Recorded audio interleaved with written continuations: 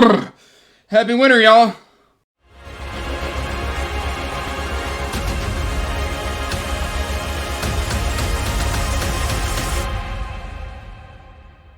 Hey everyone, welcome back to Andrew's Wizardly Reads, and as always, guys, I am Andrew, and today I have got another book tag for you. But before we get to that book tag, make sure you're liking and subscribing, hitting that bell notification, so you can get regular updates for when I put out new content and post every Monday, Wednesday, and Friday. Also, make sure you're checking that description box down below for the link to the Wizardly Duo Discord. We would love to have you. Also, I've got links to my social media and information about my Patreon there as well. That said, guys, this is the Winter Essentials book tag.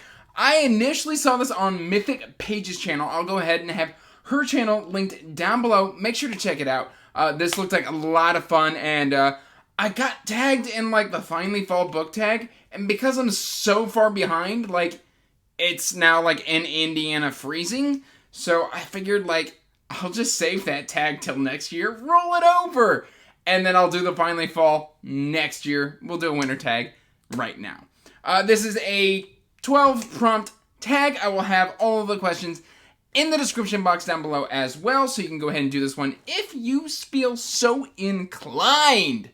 That said, guys, let's jump right on into it. All right, with number 1, the crackling fire. Ooh, that sounds nice and warm. Who is your favorite cold character who you warmed up to in the end? For me, guys, that's gonna be Jackal here in The Grey Bastards by Jonathan French.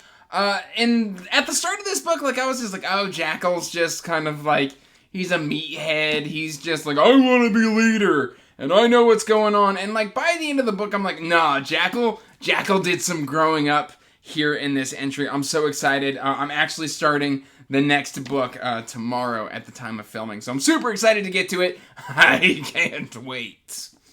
All right, Jackal really warmed me up. All right, number 2. Snowflakes. Snowflakes, what is a book that was full of unique characters? Guys, I just recently got to do an interview with this author with my good friend Kate, the literary apothecary, and Jessie, the bookish mom.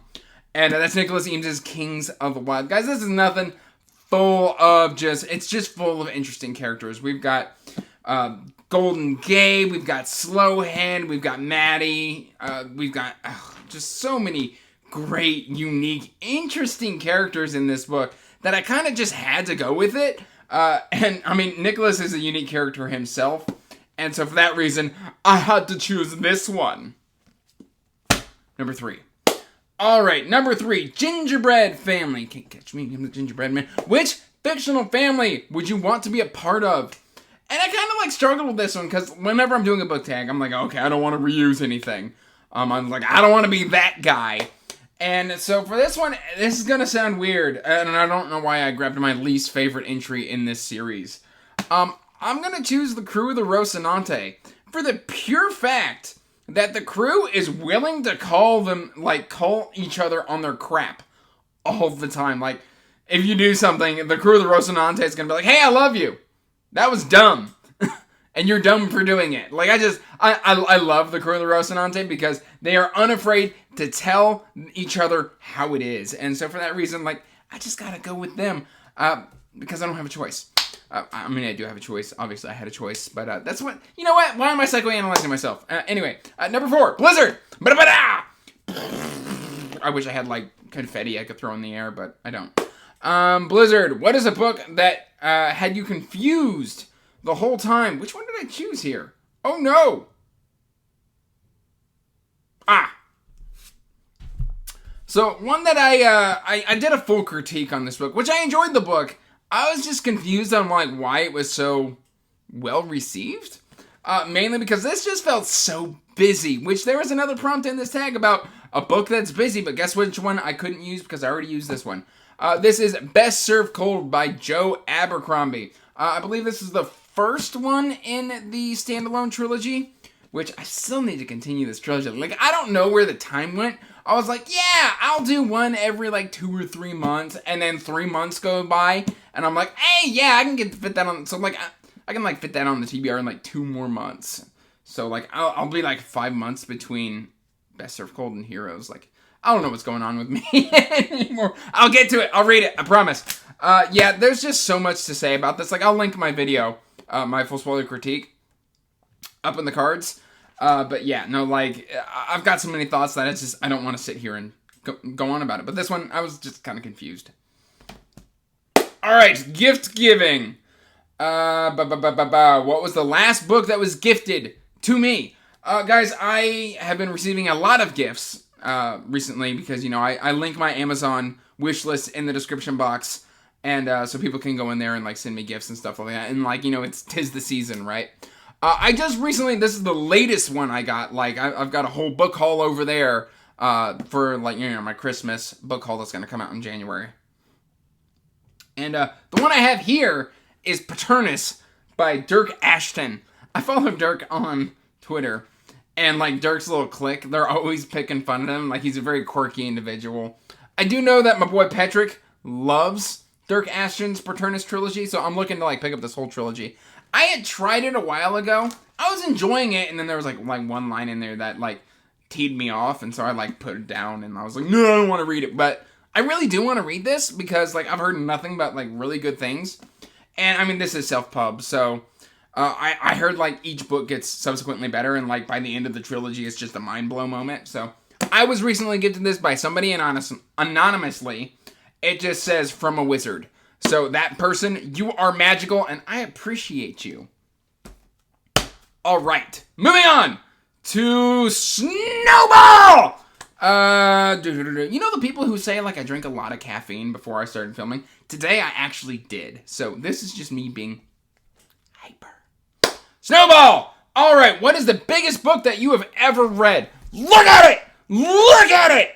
Look at this thing. This is 2 Green Angel Tower, parts 1 and part 2. And I'm counting this as one book because if you look at the trade paperback or the hardcover, this is one volume. This book is massive. You would think it would be Stephen King's It. No, it is this one. This book is absolutely unacceptably large, which is why it was split into 2, I think, like, 800-page books. So this is like 1,600 pages in mass market PB. Unacceptable. Very good book. Very good book. I love this series. All right, where will you be when the caffeine kicks in? Wrapping paper. What book of mine is the most beat up? For me, that's gonna be Douglas Preston and Lincoln Child's Relic. This is a very, very old mass market PB. Let's get in on that, like, spine. You can see this thing is absolutely destroyed. I mean, it's got some rough covers. I've probably read this book 3 times. I really enjoy the early Pendergast novels, which this is the first one before it became the Pendergast series. Like, he just appears in the first 2, and then starting with the 3rd book, Cabinet of Curiosities, which is still one of my favorite books of all time, it becomes the Pendergast series. This is, like, a major Paramount picture cover, which I don't actually do these, but, like, I can't find a non-movie, like, copy of this. I would love to get a new copy of Relic, but, you know, good luck, just because it's so old. And they're on, like, the 20th book now. Like, just, sometimes a series just need to know when to stop at the peak. I thought the Diogenes trilogy was where it peaked. I'm getting off topic. This is my most beat up, and I want a new copy. All right, moving on. Christmas Lights. What is a book that has many colors on the cover? And I went with this one. I've talked about this one before. I love Adrian Tchaikovsky's writing, and that is Cage of Souls by Adrian Tchaikovsky. Look at this. Like, with the pinks, with the flamingos, and, like, you usually won't see, like, pink with yellow and green, but it just works so well because it's, like, flying across the souls. Guys, this cover is gorgeous. It's got, like, different shades of green. It's got, like, what is it, neon? Fluorescent neon, like, moss hanging off of these trees. Like, I really want to read this. I've got so many books on the TBR, but this one, like, whenever I look over at my shelf, I'm just like, it's so beautiful. I just want to read it. All right, moving on. Christmas tree. No, wait, no, Andrew.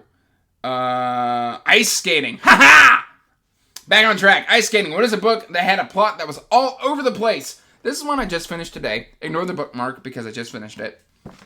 I just haven't moved it. That is The Shadow of What Was Lost by James Islington. And when I say it's like all over the place, like that last 200 pages is just kind of very, very busy, and it feels very rushed.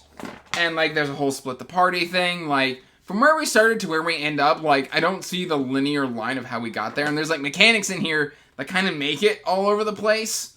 And there's just a lot of things that don't get revealed to you in the first book. So I'm just sitting here scratching my head going, what is going on? And so I'm hoping that I get a lot of those answers in the second book. I believe that's an echo of things to come. Maybe? I don't know. That's my answer. I'm sticking to it. All right.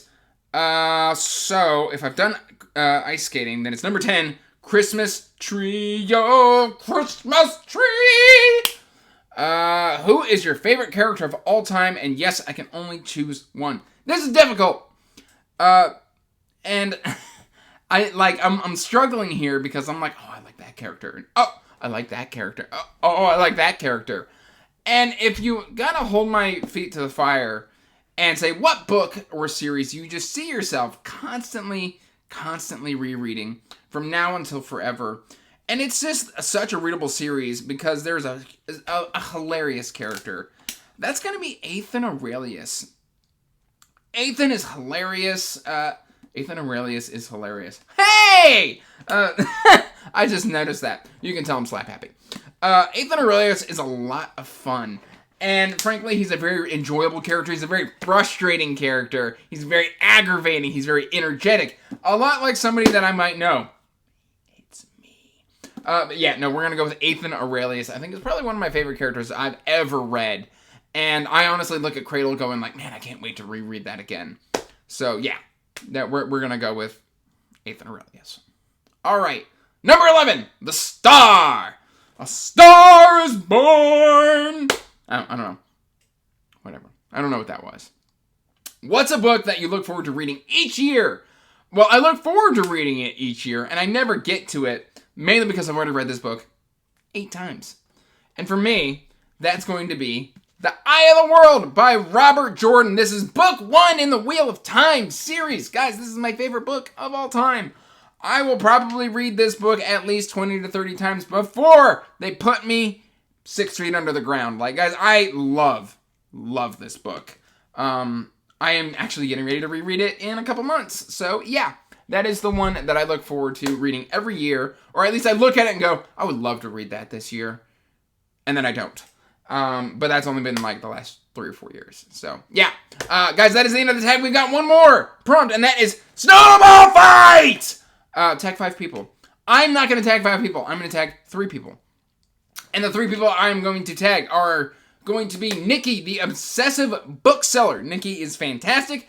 I want to steal her library collection because it's so massive.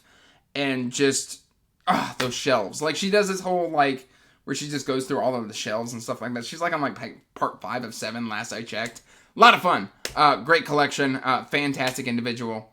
So we're going to tag Nikki. Then we're going to tag Jeremy Fee. It's been a while since I tagged good old Jeremy Fee. Love Jeremy Fee. He's super funny. He's always witty. I love when he pops into my comment section. And he's always just got that quick witticism. I absolutely love it. And then another one that I'm going to tag that has been a long time is my good friend Larry from Larry Has Opinions. Larry, the last time I tagged Larry, he did... Oh, I just realized what I've done. I've been very energetic in a video, and the last time I tagged Larry, he riffed my opening with just, I have so much energy! So I can probably expect something along those lines again. But Larry, you are tagged because, frankly, you're awesome, and I got nothing but love for you. That said, guys, that is the end of the video, so please, let me know. Did I have too much sugar or caffeine before this video? Yeah, let me know some of that. What did you think of some of my answers? Please, let's just have some fun in the comments section down below, and you have a very safe and hopefully stay warm during the winter. That said, guys, till next time, peace out, stay magical, bye. And as always, I want to give a huge thank you to my patrons.